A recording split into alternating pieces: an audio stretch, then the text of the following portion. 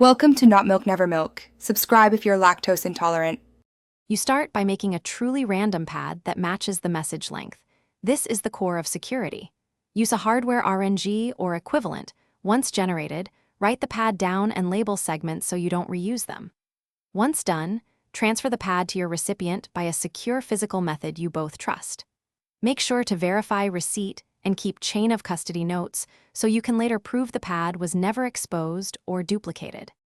You now convert your message into the agreed numeric form, for example UTF-8 bytes, because both sides must interpret data identically. Then apply a bytewise XOR or modular addition using the pad bytes in sequence. Each plaintext byte combines with its pad byte to yield ciphertext. Once encryption is done, immediately note the pad offset you used and securely destroy or mark that pad portion as consumed. You transmit only the ciphertext. Never send pad fragments or detailed metadata about pad location in the same channel. Once the recipient applies the identical pad segment in reverse, XO ring or subtracting, they recover plaintext.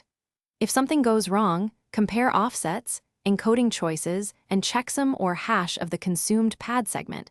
These checks reveal mismatches. Make sure to permanently retire any used pad material after successful decryption to prevent compromise, because reuse destroys the one-time pad's theoretical security.